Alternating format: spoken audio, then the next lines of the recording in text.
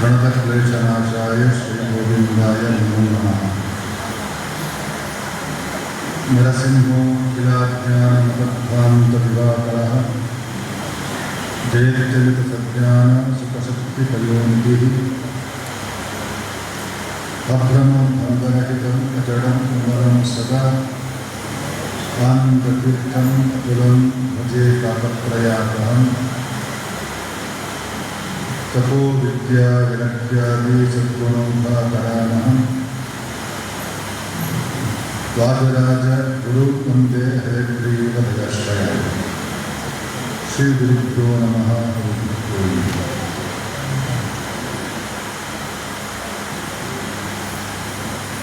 ಮಹಾಭಾರತದ ಸಭಾಪರ್ವದಲ್ಲಿ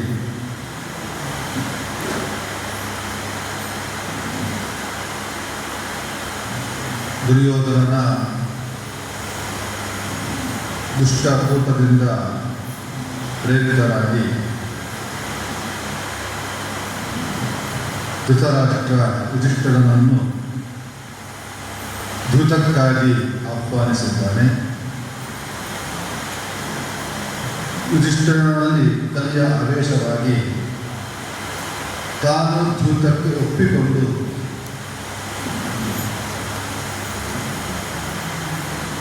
ದುರ್ಯೋಧನರ ಜೊತೆಗೆ ತಾನು ಸ್ಪರ್ಧೆಗೆ ಅಣಿಯಾಗಿ ಸ್ಪರ್ಧೆಯಲ್ಲಿ ಎಲ್ಲವನ್ನೂ ತಾನು ಸೋತು ಬಿಟ್ಟಿದ್ದಾನೆ. ಎಲ್ಲವನ್ನೂ ಕಳೆದುಕೊಂಡು ಕೊನೆಗೆ ದುರ್ಯೋಧನ ಇಂತಹ ಮಟ್ಟಕ್ಕೆ ಹೋಗ್ತಾರೆ ಅಂತ ಹೇಳಿದ್ರೆ, ಯುಧಿಷ್ಠಿರನ ಪಾಂಡವರ ಪತ್ನಿಯಾಗಿರ್ತಕ್ಕಂತಹ ದ್ರೌಪದಿಯನ್ನು ಒಣಗಿಡಿ ಅಂತಹ ಒಂದು ದುಷ್ಟವಾದ ಆಲೋಚನೆಗೆ ತಾವು ಹೋಗ್ತಾರೆ. ಯುಧಿಷ್ಠಿರ ಅದನ್ನು ಮಾಡಿಬಿಟ್ಟ. ಕಲಿಯ ಪ್ರಭಾವದ ಒಂದು ಆ ಚಿಂತನೆ ಬಂದಿರುತ್ತೆ. ಆ ಸಂದರ್ಭದಲ್ಲಿ ದ್ರೌಪದಿಯನ್ನು ಒಣಗಿಟ್ಟು ಬಿಟ್ಟ, ಅಲ್ಲಿಯೂ ಸೋತು ಬಿಟ್ಟ. ಕೊನೆಗೆ ದುಶ್ಯಾಸನ ದ್ರೌಪದಿಯನ್ನು ತನ್ನ ಸಭೆಗೆ ಎಳೆದುಕೊಂಡು ಬರ್ತಾರೆ. ದ್ರೌಪದಿ ಹೇಳಿಕೊಳ್ತಾಳೆ, ನಾನು ರಜಸ್ವಲೆಯಾಗಿದ್ದೇನೆ, ಆ ದೊಡ್ಡ ಸಭೆಯ ಮುಂದೆ ನನ್ನ ಮಕ್ಕಳು ಹೋಗಬೇಡಿ, ನಾನಾ ಬಗೆಯಾಗಿ ಕೇಳಿಕೊಂಡರು ಸಹಿತ ದುಷ್ಟರಾದಂತಹ ದುಶ್ಯಾಸನ ಎಳೆದುಕೊಂಡು ಬಂದು ತಾನು ಸಭೆಯ ಮುಂದೆ ತಾನು ಇರ್ತಾನೆ. ಒಬ್ಬ ಮಹಿಳೆ ದೊಡ್ಡ ಸಭೆಯ ಮುಂದೆ ಏಕವಸ್ತ್ರಧಾರಿಯಾಗಿ ಇರಬೇಕಂತಾದರೆ ಎಷ್ಟು ಅವಮಾನ ಆಗಿರಬೇಡ, ಎಷ್ಟು ದುಃಖ ಆಗಿರಬೇಡ. ಆ ಪ್ರಸಂಗದಲ್ಲಿ ದ್ರೌಪದಿ ಹೇಳ್ತಾಳಂತೆ, ಇಲ್ಲಿ ಧರ್ಮದ ಪರವಾಗಿ ಮಾತನಾಡುವುದು ಯಾವುದೂ ಇಲ್ಲದೆ ಎಲ್ಲರನ್ನೂ ಕಾಣ್ತಾ ಇದ್ದೇನೆ. ನಾನು ಮಹಾ ಪಂಡಿತರು ಜ್ಞಾನಿಗಂತ ಅನಿಸಿಕೊಂಡರೆಲ್ಲರೂ ಇದ್ದಾರೆ ಇಲ್ಲಿ. ಆದರೆ ಇಷ್ಟು ನನಗೆ ಅವಮಾನವಾಗ್ತಾ ಇದೆ, ದೊಡ್ಡ ಸಭೆಯಲ್ಲಿ ಅವಮಾನವಾಗ್ತಾ ಇದೆ, ಧರ್ಮದ ಪರವಾಗಿ ಯಾರು ಮಾತನಾಡ್ತಾ ಇಲ್ಲ. ಒಬ್ಬರೂ ಸಹಿತ ದುರ್ಯೋಧನ ನೀನು ಮಾಡಿದ್ದು ಅಧರ್ಮ ಅಂತ ಹೇಳೋರು ಯಾರೂ ಇಲ್ಲ. ಹಾಗಾದರೆ ಕೊನೆಗೆ ಹೇಳ್ತಾಳೆ ದ್ರೌಪದಿ, ನಸಾ ಸಭಾ ಯತ್ರ ಸಂತಿ ವೃದ್ಧ ಅತೇ ವೃದ್ಧ. ಅವ್ರು ಹೇಳ್ತಾರೆ, ಒಂದು ಸಭೆ ಆಗಲಾರದು. ಎಲ್ಲಿ ಯಾವ ಸಭೆ ಆಗುವುದಿಲ್ಲ ಅಂತ ಹೇಳಿದ್ರೆ, ಯಾವ ಸಭೆಯಲ್ಲಿ ವೃದ್ಧರಿಲ್ಲವೋ ಆ ಸಭೆ ಆಗಲಿಕ್ಕೆ ಸಾಧ್ಯವಿಲ್ಲ. ಹಾಗಾದ್ರೆ ವೃದ್ಧರು ಯಾರು ಅಂತ ಹೇಳಿದ್ರೆ, ಯಾರು ಧರ್ಮ ಅಧರ್ಮದ ಚಿಂತನೆ ನಡೆದಾಗ ಇದು ಅಧರ್ಮ ಇದು ಧರ್ಮ ಅಂತ ಹೇಳುವ ವ್ಯಕ್ತಿ ಯಾರು ಇಲ್ಲವೋ ಅಂತಹ ಸಭೆ ಅಂತಹ ವೃದ್ಧರೇ ಅಲ್ಲ ಅಂತ ಹೇಳಿಬಿಡ್ತಾರೆ. ಅವರು ಕೇವಲ ತಲೆ ಬಿಳಿಯಾಗಿರುವಂಥ ಹೊರತು ಅವರಲ್ಲಿ ವಾರ್ಧಕ್ಯಕ್ಕೆ ಬರಲಿಕ್ಕೆ ಸಾಧ್ಯವಿಲ್ಲ. ಯಾರು ಅಧರ್ಮವನ್ನು ಪ್ರಶ್ನಿಸುವ ವ್ಯಕ್ತಿಗಳೇ ಇರುವೋ ಅಂತಹ ವೃದ್ಧರು ಇವೆಲ್ಲ ಇದ್ದೀರಿ.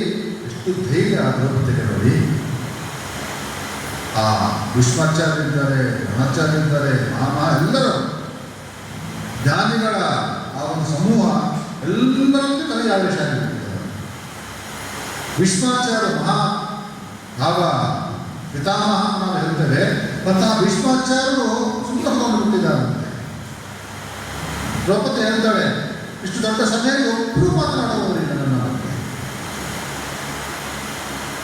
ಧರ್ಮದ ಬಗ್ಗೆ ಮಾತಾಡೋದಿಲ್ಲ ಅಂತ ಹೇಳಿದಾಗ ಭೀಷ್ಮಾಚಾರ್ಯರು ಎಷ್ಟು ಕಲಿ ಆವೇಶ ಅಂತ ಆಗಿಬಿಟ್ಟು ಅಂತ ಹೇಳಿದ್ರೆ ಅವರು ಹೇಳ್ತಾರೆ, ಇದು ಬಹಳ ಧರ್ಮ ಸೂಕ್ಷ್ಮ ಅಪ್ಪ, ನನಗೆ ಗೊತ್ತಿಲ್ಲ ಅಂತ ಹೇಳ್ಬಿಡ್ತಾರೆ. ಬಹಳ ಧರ್ಮ ಸೂಕ್ಷ್ಮ ಇದು, ನಮಗೆಲ್ಲ ಗೊತ್ತಿಲ್ಲ, ಅವರಲ್ಲೇ ಕೇಳಿಬಿಡುವಂತ ಅಷ್ಟು ಕಲಿಯ ಆವೇಶ ಭೀಷ್ಮಾಚಾರ್ಯರಲ್ಲೇ ಆಗಿಬಿಟ್ಟಿದೆ. ಕೊನೆಗೆ ಎಲ್ಲರೂ ಯಾರೂ ಮಾತನಾಡುವುದಿಲ್ಲ. ವಿಕರ್ಣ ಒಬ್ಬ ದೈತ್ಯ ಇದ್ದ, ಅವನು ಪ್ರತಿಭಟನೆ ಮಾಡದಂತೆ ಪ್ರತಿಭಟನೆ ಮಾಡಿದ್ದಲ್ಲ, ಕೇವಲ ಕೆಲವರ ಶೋಕಿ ಮಾಡ್ತಾರೆ ನೋಡಿ, ಬರೀ ಹೊರ ಮಾತ್ರ ಪ್ರತಿಭಟನೆ ಮಾಡುವಂತೆ ಮಾಡುವುದಷ್ಟೇ. ಆ ತರಹವಾಗಿ ನಾನು ಮಾಡಿದ. ಮತ್ತೆಲ್ಲರೂ ಸ್ವಂತ ಬಿಟ್ಟಿದ್ದಾರೆ. ಭೀಮ ಸೇನ ತಾನು ಆ ಸಂದರ್ಭದಲ್ಲಿ ಚೆನ್ನಾಗಿ ಬೆಳೆದಿದ್ದಾನೆ, ವಿರೋಧವನ್ನು ಮಾಡಿದ್ದಾನೆ. ಅದು ಬಿಟ್ಟರೆ ವಿದುರ ಮಾತ್ರ ತನ್ನ ವಿರೋಧವನ್ನು ಮಾಡ್ತಾನೆ. ಒಂದು ಭೀಮಸೇನ ದೇವರು, ಮತ್ತೊಂದು ವಿದುರ ಆ ಸಂದರ್ಭದಲ್ಲಿ ತುಂಬ ವಿರೋಧವನ್ನು ಮಾಡ್ತಾನೆ. ವಿದುರ ಅನೇಕ ಮಾತುಗಳನ್ನು ಹೇಳ್ತಾನೆ. ಒಂದು ಕಡೆಯಲ್ಲಿ ಯಾವುದು ಸತ್ಯ ಯಾವುದು ಸುಳ್ಳು ಎಂಬ ಆ ಒಂದು ಪ್ರಸಂಗ ನಡೆದಾಗ ತನ್ನ ಮಗ ಅವನಿಗೆ ಕಂಟಕ ಬಂದರೂ ಸಹಿತ ಸತ್ಯದಿಂದ ವಿಮುಖನಾಗಬಾರದು ಅಂತ ಹೇಳ್ತಾನೆ. ಸತ್ಯವನ್ನು ಹೇಳುವುದರಿಂದ ತನ್ನ ಮಗನಿಗೆ ತುತ್ತಾಗುವ ಪ್ರಾಣ ತುತ್ತಾಗುತ್ತೆ ಪ್ರಸಂಗ ಬಂದರೂ ಸಹಿತ ಸತ್ಯವನ್ನು ಬಿಡಬಾರದು, ಸತ್ಯ ಮಾತನಾಡಬೇಕು. ಈ ಪ್ರಸಂಗದಲ್ಲಿ ದ್ರೌಪದಿ ಈ ಒಂದು ಪ್ರಸಂಗದಲ್ಲಿ ನಿನ್ನ ಮಗನ ಪರವಾಗಿ ಮಾತಾಡ್ತಾ ಇದ್ದೆ, ಆದರೆ ಸುಳ್ಳು ಮಾತಾಡ್ತಾ ಇದ್ದೆ, ನಿಜವಾಗಿ ಆ ತಪ್ಪು ಅದನ್ನು ಬಾಯಿ ಮುಚ್ಚಿ ನಿನ್ನ ಮಗನ ಪರವಾಗಿ ಮಾತಾಡ್ತಾ ಇದ್ದೆ ಅಂತ ಈ ತರಹ ಮಾತನ್ನು ಹೇಳ್ತಾ ಒಂದು ಪ್ರಸಂಗವನ್ನು, ಉಪಾಖ್ಯಾನವನ್ನು ಪ್ರಸಂಗದಲ್ಲಿ ವಿದುರ ತಾನು ನಿರೂಪಣೆ ಮಾಡ್ತಾ ಇದ್ದಾನೆ. ಸ್ವಧರ್ಮೋಪಾಖ್ಯಾನ ಅಂತ ಹೇಳ್ತಾರೆ. ಅಂದರೆ ಸತ್ಯ ಸುಳ್ಳುಗಳ ನಡುವೆ ಎಂಥ ಸಂದರ್ಭದಲ್ಲೂ ಸಹಿತ ಸತ್ಯವನ್ನೇ ಮಾತನಾಡಬೇಕು ಎನ್ನುವ ಒಂದು ವಿಚಾರವನ್ನು ತಿಳಿಸತಕ್ಕಂಥ ಒಂದು ಉಪಾಖ್ಯಾನವನ್ನು ತಿಳಿಸಿಕೊಡ್ತಾ ಇದ್ದಾರೆ.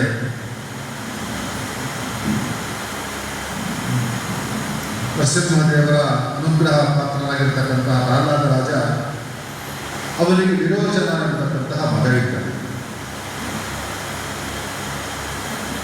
ಇಂಥ ಕಡೆಯಲ್ಲಿ ಆಂಗೀರಸರು ಅವರಿಗೆ ಸ್ವಧನ್ವ ಎಂಬಂತಹ ಮಕ್ಕಳಿದ್ದರು. ಒಮ್ಮೆ ಇವರ ನಡುವೆ ಒಂದು ಪರಸ್ಪರವಾದ ವಾದ ಆಯಿತು. ಏನಂತ ಹೇಳಿದ್ರೆ, ಈ ಸುಧನ್ವ ಮತ್ತು ವಿರೋಚನ ಇಬ್ಬರು ಒಂದೇ ಕನ್ಯೆಯನ್ನು ತಾವು ಅಪೇಕ್ಷಿಸಿದರು. ಆವಾಗ ಪ್ರಸಂಗ ಬಂತು, ಯಾರು ಶ್ರೇಷ್ಠ ನಮ್ಮಿಬ್ಬರಲ್ಲಿ ಅವರು ಈ ಕನ್ಯೆ ಸ್ವೀಕಾರ ಮಾಡಬಹುದು ಅಂತ ಬಂತು. ಅದರಲ್ಲಿ ಪರಸ್ಪರ ವಾದ ನಡೆಯಿತು, ನಮ್ಮಿಬ್ಬರಲ್ಲಿ ಯಾರು ಶ್ರೇಷ್ಠರು. ವಿರೋಚನ ಹೇಳಿದ, ನಾನು ರಾಜನ ಮಗ, ನಾನು ಶ್ರೇಷ್ಠ ಅಂತ ವಿರೋಚನ ಹೇಳಿದರೆ, ನಾನು ಅಂಗೀರಸರ ಮಗ, ನಾನು ಶ್ರೇಷ್ಠ ಅಂದರೆ ಸುಧನ್ವ ಅಂತ ಹೇಳಿ ಶುರು ಮಾಡಿದ. ಪರಸ್ಪರ ವಾದ ನಡೆಯಿತು. ಕೊನೆಗೆ ತಮ್ಮ ಪ್ರಾಣವನ್ನು ಕಣಕ್ಕಿಟ್ಟಿದ್ದಾರೆ. ನಾನು ಶ್ರೇಷ್ಠರಾಗಿದ್ದರೆ ನೀನು ಪ್ರಾಣ ಕೊಟ್ಟರು, ನೀನು ಶ್ರೇಷ್ಠನಾದರೆ ನಾನು ಪ್ರಾಣ ಕೊಟ್ಟಿರ್ತಾರೆ. ಈ ತರಹವಾಗಿ ಪ್ರಾಣವನ್ನೇ ಕಣಕ್ಕಿಟ್ಟು ತಾವು ವಾದವನ್ನು ಮಾಡ್ತಾ ಇದ್ದಾರೆ. ಕೊನೆಗೆ ಉತ್ತರ ಸಿಗಲಿಲ್ಲ.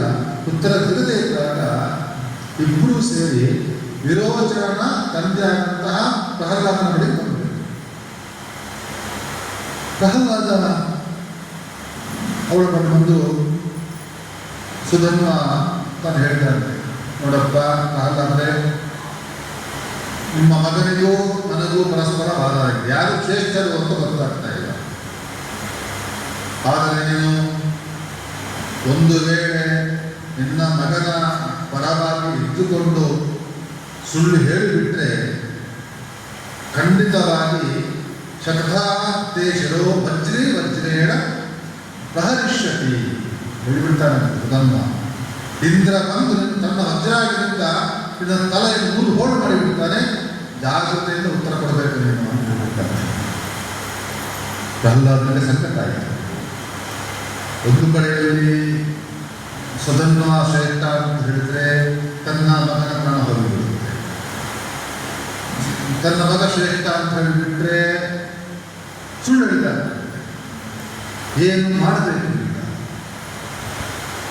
ತುಂಬ ಗೊಂದಲದಲ್ಲಿ ಸಿಕ್ಕಾಕೊಂಡು ಬಿಟ್ಟ ಪ್ರಹ್ಲಾದ. ಕೊನೆಗೆ ಪ್ರಹ್ಲಾದರು ತಾವು ಇದರ ಬಗ್ಗೆ ವಿಶೇಷ ಚಿತ್ರ ಮಾಡಬೇಕು, ಈ ಸತ್ಯ ಸುಳ್ಳಿನ ಬಗ್ಗೆ ಚಲಚಿತ್ರ ಮಾಡಬೇಕು ಅಂತ ಹೇಳಿ ಕಶ್ಯಪರ ಬಳಿಕ ಹೋದರು ಪ್ರಹ್ಲಾದ. ಕಶ್ಯಪರ ಬಳಿ ಹೋಗಿ ಕೆಲವು ವಿಮರ್ಶೆ ಅಂತ ಮಾಡ್ತಾರೆ, ಚಿಂತನೆ ಅಂತ ಮಾಡ್ತಾರೆ.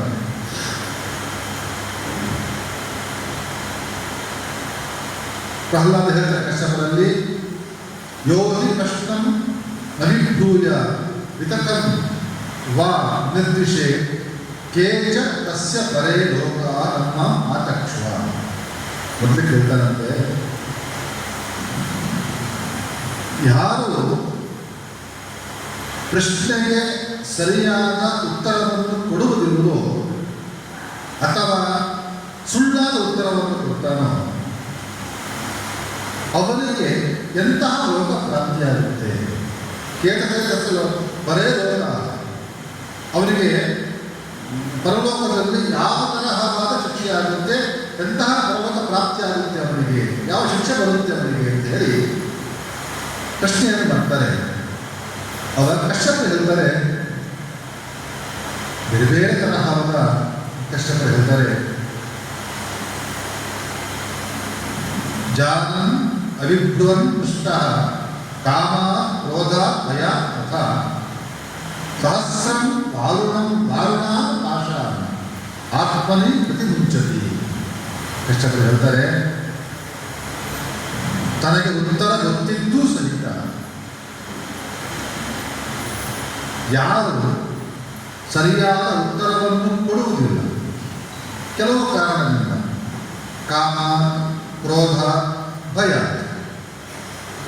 ಒಂದು ಕಾಮ, ಅವನ ಬಗ್ಗೆ ಬಹಳ ಮೋಹ ಇದೆ, ಆದ್ದರಿಂದ ಅವನ ಬಗ್ಗೆ ಸತ್ಯ ಹೇಳಿಬಿಟ್ರೆ ತಪ್ಪಾಗಿ ಬಿಡುತ್ತೆ, ಅವನಿಗೆ ಬೇಸರ ಆಗಿ ಬಿಡುತ್ತೆ, ಸುಳ್ಳು ಹೇಳ್ತೇನೆ ಅಂತ ಹೇಳಿ ಸತ್ಯವನ್ನು ಹಿಡದೇ ಇದೆ. ಒಂದಾ ಕಾಮ ಅಥವಾ ಕ್ರೋಧ, ಸಿಟ್ಟಿನಿಂದ ಸುಳ್ಳು ಹೇಳಿಬಿಟ್ರೆ, ಅಥವಾ ಭಯ, ಅವರು ಹೇಳಿಬಿಟ್ರೆ ಏನು ಮಾಡಿಬಿಡ್ತಾರೋ ಅವರು ಎಂಬ ಒಂದು ಭಯ. ಈ ತರಹವಾದ ಭಯದಿಂದ ಯಾರು ವಸ್ತುಸ್ಥಿತಿಯನ್ನು ನಾವು ಹೇಳುವುದಿಲ್ಲವೋ, ಯಾವ ಸತ್ಯವನ್ನು ಬಾಯಿ ಬಿಡುವುದಿಲ್ಲವೋ ಅವ್ರು ಏನಾಗ್ತಾರೆ ಅಂತ ಹೇಳಿದ್ರೆ ಸಹಸ್ರಂ ವಾರುಣ ಪಾಶ ಆತ್ಮನೇ ಪ್ರತಿಮುಂಚತಿ. ಅವನಿಗೆ ಪರಲೋಕದಲ್ಲಿ ವರುಣ ಪಾಶದಿಂದ ಗಟ್ಟಿ ಆಗ್ತಾರಂತ. ಬಿಗಿಯಾಗಿರ್ತಕ್ಕಂತಹ ಪಾಶ, ಅದು ಒಂದೆರಡು ಪಾಶವಲ್ಲ, 100 ಪಾಶಗಳಿಂದ ಅವರನ್ನು ಗಟ್ಟಿ ಹಾಕಿ ಬಿಡ್ತಾರೆ. ಅಂತ ದೊಡ್ಡ ಶಿಕ್ಷೆ ಅವರಿಗೆ ಪ್ರಾಪ್ತಿಯಾಗುತ್ತೆ ಅಂತ ಹೇಳ್ತಾರೆ ಕಶ್ಯಪರು. ಅಷ್ಟೇ ಅಲ್ಲ,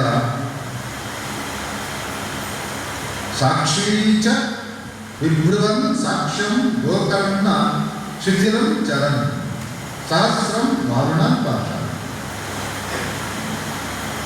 ಯಾರು ತನಗೆ ವಿಷಯ ಗೊತ್ತಿದ್ದರೂ ಸಹಿತ ಅಥವಾ ಪ್ರಶ್ನೆಯನ್ನು ಚೆನ್ನಾಗಿ ಕೇಳಿಕೊಂಡಿರ್ತಾನೆ, ಕೇಳಿಯೂ ಸಹಿತ ಅದಕ್ಕೆ ಸರಿಯಾಗಿ ಉತ್ತರವನ್ನು ಕೊಡುವುದಿಲ್ಲವೋ. ಕೆಲವೊಮ್ಮೆ ಪ್ರಶ್ನೆ ಕೇಳಿರ್ತಾರೆ, ಉತ್ತರ ಕೊಡುವುದಿಲ್ಲ. ಇನ್ನೊಮ್ಮೆ ಇರುತ್ತೆ, ಪ್ರಶ್ನೆ ಕೇಳಿಯೂ ಸಹಿತ ಕೇಳದಂತೆ ಮಾಡ್ತಾರೆ. ಕಿವಿಗೆ ಬಂದು ಬಿಟ್ಟಿರುತ್ತೆ ಪ್ರಶ್ನೆ ಯಾವುದಂತ ಹೇಳಿ, ಆದರೂ ಸಹಿತ ಕೇಳದಂತೆ ನಟನೆ ಮಾಡಿಬಿಟ್ಟಿರ್ತಾರೆ, ಗೊತ್ತೇ ಇಲ್ಲ ಅಂತ. ಈ ತರಹವಾಗಿ ಪ್ರಶ್ನೆಯನ್ನು ಕೇಳಿಯೂ ಕೇಳದಂತೆ ಯಾರು ನಟಿಸ್ತಾರೋ ಅಥವಾ ಪ್ರಶ್ನೆಯನ್ನು ಕೇಳಿ ಉತ್ತರ ಕೊಡುವುದಿಲ್ಲವೋ ಅವರೂ ಸಹಿತ ಈ ವಾರುಣ ಪಾಶದಿಂದ ಬಿಗಿಯಲ್ಪಡ್ತಾರೆ. ಅಂತಹ ಶಿಕ್ಷೆ ಅವರಿಗೆ ಪ್ರಾಪ್ತವಾಗುತ್ತೆ ಅಂತ ಹೇಳಿ ಕಶ್ಯಪರು ತಾವು ಅನೇಕ ವಿಚಾರಗಳನ್ನು ತಾವು ಹೇಳ್ತಾರೆ. ಯಾರು ಒಂದು ಸಭೆಯಲ್ಲಿ ಸರಿಯಾದ ತೀರ್ಪನ್ನು ಕೊಡುವುದಿಲ್ಲ ಅಂಥವನಿಗೆ ಏನು ದೋಷ ಬರುತ್ತೆ ಅಂತ ಹೇಳಿದ್ರೆ, ಅಧರ್ಮದ ಖಂಡನೆ ಮಾಡದಿದ್ದ ಪ್ರಸಂಗದಲ್ಲಿ ಅರ್ಧಂ ಹರತಿ ವೈ ಶ್ರೇಷ್ಠ ಪಾದೋ ಭವತಿ ಕರ್ತೃಷು ಪಾದಶ್ಚೈವ ಸಭಾಸು ಏನ ಹಿಂದಂತೆ ನಿಂದಿತಂ ಹೇಳ್ತಾರೆ. ಯಾರು ಅಧರ್ಮವನ್ನು ಖಂಡನೆ ಮಾಡುವುದಿಲ್ಲವೋ ಆ ಮಾಡಿದ್ದ ಪಕ್ಷದಲ್ಲಿ ಆ ಸಭೆಯಲ್ಲಿ ಯಾರು ಅಧ್ಯಕ್ಷ ಇರ್ತಾನೋ ಅವನಿಗೆ ಪಾಪದ ಕಾಲು ಭಾಗ ಹೋಗಿರುತ್ತೆ. ಇನ್ನು ಯಾರು ಪಾಪವನ್ನು ಮಾಡಿದ್ದಾನೆಯೋ ಅವನಿಗೆ ಪಾಪದ ಕಾಲು ಭಾಗ ಹೋಗಿರುತ್ತೆ. ಇನ್ನು ಯಾರು ಸಭೆಯಲ್ಲಿ ಬೇರೆಯವರಿದ್ದರೋ ಅವರಿಗೂ ಪಾಪದ ಕಾಲು ಭಾಗ ಹೋಗಿರುತ್ತೆ. ನೋಡಿ, ಬಹಳ ಜಾಗೃತರಾಗಿರ್ಬೇಕು ನಾವು. ನನ್ನಿಂದಂತೆ ನಿಂದಿತ ವಸ್ತುಶಃ ಅವನು ನಿಂದೆಗೆ ಯೋಗ್ಯನಾದ ವ್ಯಕ್ತಿಯೇ. ಅಧರ್ಮದಲ್ಲಿ ಅಧರ್ಮವನ್ನು ಮಾಡಿರ್ತಾನೆ, ಪಾಪವನ್ನು ಮಾಡಿರ್ತಾನೆ, ಕೆಟ್ಟ ಕೆಲಸ ಮಾಡಿರ್ತಾನೆ, ನಿಂದನೀಯ ಕೆಲಸ ಮಾಡಿರ್ತಾನೆ. ಆದರೂ ಯಾರೂ ಸಹಿತ ಅವರ ಬಗ್ಗೆ ಮಾತನಾಡೋದಿಲ್ವೋ, ಇದನ್ನು ಮಾಡೋದಿಲ್ವೋ, ಆವಾಗ ಎಲ್ಲರಿಗೂ ಪಾಪ ಬಂದುಬಿಡುತ್ತೆ. ಆ ಸಭೆಯಲ್ಲಿ ಅಧ್ಯಕ್ಷನಿಗೆ ಪಾಪ ಬರುತ್ತೆ, ಸಭೆಯಲ್ಲಿ ಕುಳಿತಿರುವ ವ್ಯಕ್ತಿಗಳಿಗೂ ಪಾಪ ಬಂದುಬಿಡುತ್ತೆ. ಆದ್ದರಿಂದ ಅಧರ್ಮದ ಪ್ರಸಂಗ ಬಂದಾಗ ಖಂಡನೆ ಮಾಡಲಿಕ್ಕೇ ಬೇಕು ಅಂತ ಹೇಳಿ ಹೇಳ್ತಾ ಇದ್ದಾರೆ. ಅಷ್ಟೇ ಅಲ್ಲ, ಎಷ್ಟೋ ಪಾಪ ಬರುತ್ತೆ, ಎಷ್ಟು ದುಃಖ ಅನುಭವಿಸ್ತಾನೆ ಅಂತ ಹೇಳಿದ್ರೆ, ಜಗತ್ತಿನಲ್ಲಿ ಯಾರು ಸಂಪತ್ತನ್ನು ಬೆಳೆದುಕೊಂಡ್ರೆ ಯಾವ ದುಃಖ ಅನುಭವಿಸಬೇಕು ಅಂತಹ ದುಃಖ ಸರಿಯಾಗಿ ತೀರ್ಪನ್ನು ಕೊಡದಿದ್ದರೆ ಅವರಿಗೆ ಬರುತ್ತೆ. ಅದೇ ತರಹವಾಗಿ ಯಾರು ಶಾಲೆಯ ಬಾಧೆಯನ್ನು ಹೊಂದಿರ್ತಾರೆ ಅಂಥವರಿಗೆ ದುಃಖ ಬರುತ್ತೋ ಅಂತಹ ದುಃಖ ಸರಿಯಾದ ತೀರ್ಪು ಕೊಡದಿದ್ದರೂ ಬರುತ್ತೆ. ಈ ತರಹ ಅನೇಕ ಮಾತುಗಳನ್ನು ಕಷ್ಟಪಡ್ತಾವೆ ಹೇಳಿದಾಗ ಪ್ರಹ್ಲಾದ ಗೊತ್ತಾಯಿತು, ಸತ್ಯವನ್ನೇ ಹೇಳಬೇಕು ನಾವು. ಯಾವುದೂ ಅಧರ್ಮ, ಯಾವುದು ಧರ್ಮ ತಮ್ಮ ವಿಮರ್ಶೆ ಮಾಡಿ ಸರಿಯಾದ ಯಾವುದೂ ನಾವು ತಿಳ್ಕೊಳ್ಬೇಕು. ನಾವು ಹೇಳಬೇಕು ಅಂತ ಪ್ರಹ್ಲಾದರು ತಾವು ತಿರುಗಿ ಮನೆಗೆ ಬಂದು ವಿರೋಚನ ಬಳಿ ಹೇಳ್ತಾರಂತೆ. ವಿರೋಚನ, ನಿಜವಾಗಿ ಶ್ರೇಷ್ಠನಾದವನು ಸುಧನ್ವನೇ ಅಂತ ಹೇಳ್ತಾರೆ. ಸುಧನ್ವನೇ ಶ್ರೇಷ್ಠ, ಯಾಕಂದರೆ ಅಂಗೀರಸರ ಮಗ ಅವರು. ಅಂಗೀರಸರ ಮಗನಾದಂತಹ ಸುಧನ್ವನೇ ಶ್ರೇಷ್ಠನಾಗಿದ್ದಾನೆ, ಅವನಷ್ಟು ಶ್ರೇಷ್ಠನಲ್ಲ. ಅಷ್ಟೇ ಅಲ್ಲ, ಸುಧನ್ವನ ತಾಯಿ ನಿನ್ನ ತಾಯಿಗಿಂತಲೂ ಶ್ರೇಷ್ಠನಾಗಿದ್ದಾನೆ. ಇಷ್ಟೆಲ್ಲ ಕಾರಣದಿಂದ ಸುಧನ್ವ ನಿನ್ನಕ್ಕಿಂತ ಉತ್ತಮನಾಗಿದ್ದಾನೆ. ನೋಡಿ, ಪ್ರಾಣ ಸಂಕಟದ ಪ್ರಸಂಗ ಬರುತ್ತೆ. ಹೀಗೆ ಹೇಳಿಬಿಟ್ರೆ ಏನಾಗುತ್ತೆ, ಅವನು ಸುಧನ್ವ ಶ್ರೇಷ್ಠನಾಗಿರುತ್ತೆ. ಶ್ರೇಷ್ಠನಾಗಿಬಿಟ್ರೆ ಯಾರ ಪ್ರಾಣಕ್ಕೆ ಹಾನಿ ಬರುತ್ತೆ? ತನ್ನ ಮಗನ ಪ್ರಾಣಕ್ಕೆ ಹಾನಿ ಬರುತ್ತೆ.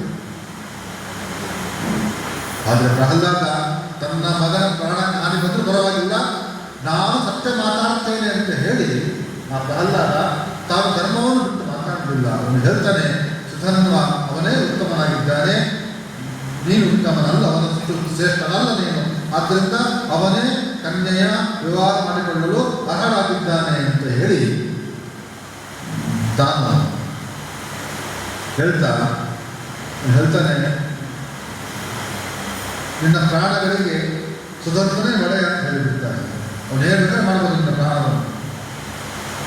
ಇಷ್ಟು ಹೇಳ್ತಾನು ಪ್ರಾಮಾಣಿಕವಾದ ತೀರ್ಪನ್ನು ಕೊಟ್ಟಿಬಿಟ್ಟ. ಇವತ್ತಿನ ಸಮಾಜದಲ್ಲಿ ಇಂತಹ ತೀರ್ಪುಗಾರರು ಬೇಕು. ನ್ಯಾಯ ಯಾವುದು ಪ್ರಾಮಾಣಿಕ ವ್ಯಕ್ತಿ ಅಂತ ಇರ್ತಾನೋ ಅಂಥವನಿಗೆ ನ್ಯಾಯ ಸಲ್ಲಬೇಕು. ಇವತ್ತಿನ ನ್ಯಾಯಾಲಯಗಳೆಲ್ಲ ಇದೆಲ್ಲ ಒಂಥರ ಕೋರ್ಸ್ ಇದ್ದ ಹಾಗೆ, ಡಿಕ್ಷನರಿ ಇದ್ದ ಹಾಗೆ. ನ್ಯಾಯ ಯಾವ ಥರ ಇರಬೇಕು, ಯಾವ ಥರ ನ್ಯಾಯ ಕೊಟ್ಟರೆ ಒಂದು ಸಾತ್ವಿಕವಾದ ನ್ಯಾಯವಾಗುತ್ತೆ. ಇವನ್ನೆಲ್ಲ ಹೇಳಿದ್ರೆ ಮಹಾಭಾರತ ಇತಿಹಾಸದ ತಜ್ಞ ನ್ಯಾಯಾತ್ಮಕ ಪ್ರತಿಭ ಅಂತ ಹೇಳಿ ಆವಾಗಲೇ ಹೇಳಿಬಿಟ್ಟಿದ್ದಾರೆ. ಮಹಾಭಾರತ ಎಲ್ಲದಕ್ಕೂ ಸಹಿತ ಒಂದು ಪಠ್ಯ ಪುಸ್ತಕ. ಅದು ನ್ಯಾಯ ವಿವಾದ ವಿಚಾರ ಆಗಿರಬಹುದು, ಅರ್ಥ ವಿಚಾರವಾಗಿರಬಹುದು, ಪ್ರತಿಯೊಂದು ವಿಚಾರದಲ್ಲೂ ಸಹಿತ ಮಹಾಭಾರತ ಎಲ್ಲವನ್ನು ತೋರಿಸಿಕೊಡ್ತಕ್ಕಂತಹ ಒಂದು ದೊಡ್ಡ ಒಂದು ಗ್ರಂಥ ಇದು. ಪ್ರಹ್ಲಾದ ಈ ಥರ ಮಾತನ್ನು ನಾನು ಹೇಳಿದಾಗ ಸುತಂದ್ರೆ ಬಹಳ ಖುಷಿಯಾಗಿತ್ತು. ನೋಡಪ್ಪ, ಎಂತಹ ತಂದೆ ಯೋಚನೆ, ಇಷ್ಟೊಂದು ಪರಿಸ್ಥಿತಿಯಲ್ಲೂ ಸಹಿತ ತನ್ನ ಮಗನ ಪ್ರಾಣಕ್ಕೆ ತೊಂದರೆ ಬರುತ್ತೆ, ಇಂತಹ ಪ್ರಸಂಗದಲ್ಲೂ ಸಹಿತ ನೀನು ಸತ್ಯವನ್ನು ಬಿಟ್ಟಿಲ್ಲ, ಸತ್ಯ ಪರವಾಗಿ ಮಾತನಾಡಿದ್ದೆ, ಧರ್ಮದ ಪರವಾಗಿ ಮಾತನಾಡಿದ್ದೆ. ಆದ್ದರಿಂದ ಬಹಳ ಸಂತೋಷವಾಗಿದೆ. ನನ್ನ ಮಗನ ಪ್ರಾಣ ಹೋಗುವುದೇ ಇಲ್ಲ ಅಂತ ಹೇಳಿಬಿಟ್ಟ. ನಾವು ಪ್ರಾಣವನ್ನು ಮನಗಿಟ್ಟಿದ್ದೇವೆ ಅಷ್ಟೇ, ಆದರೆ ನನ್ನ ಮಗನ ಪ್ರಾಣಕ್ಕೆ ಏನೂ ಆಗುವುದಿಲ್ಲ ಅಂತೇಳಿ ಬಹಳ ನಾನು ಸಂತೋಷ ಪಟ್ಟಿದ್ದೇನೆ ಅಂತೇಳಿ ಸುಧನ್ವ ತಾನು ಹೇಳ್ತಾನೆ. ಮನೆಗೆ ಹೇಳ್ತಾನೆ, ನಿನ್ನ ಮಗ ನೂರಾರು ವರ್ಷ ಬಾಳಲಿ ಅಂತ ಹೇಳಿಬಿಟ್ಟ. ನೋಡಿ, ಒಂದು ಸತ್ಯ ಮಾತು ಹೇಳಿಬಿಟ್ರೆ ಅದರ ಫಲ ನೋಡಿ ಕೊನೆಗೆ.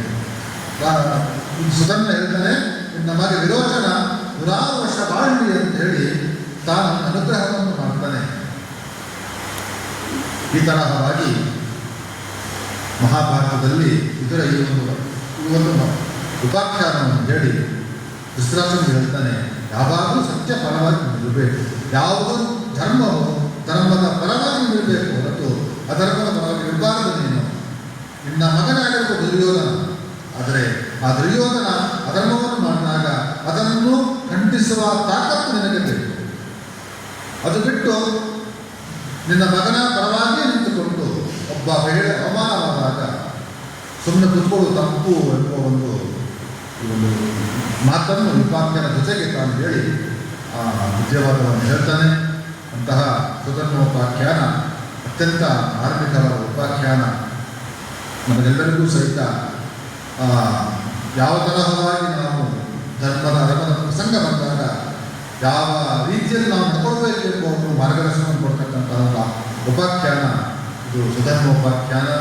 ಈ ಉಪಾಖ್ಯಾನದ ಚಿಂತನೆಯನ್ನು ನಾವು ಮುಗಿಸ್ತಾ ಬಂದಿರತಕ್ಕಂತಹ ಎಲ್ಲರಿಗೂ ಸಹಿತ ಭಗವಂತ ವಿಶೇಷವಾಗಿ ಅನುಗ್ರಹ ಮಾಡಲಿ ಎಂದು ಪ್ರಾರ್ಥಿಸ್ತಾ ಮಾತಿಗೆ ವಿರಾಮ ಇದ್ದೇವೆ. ಕೃಷ್ಣ ಅರ್ಪಣ.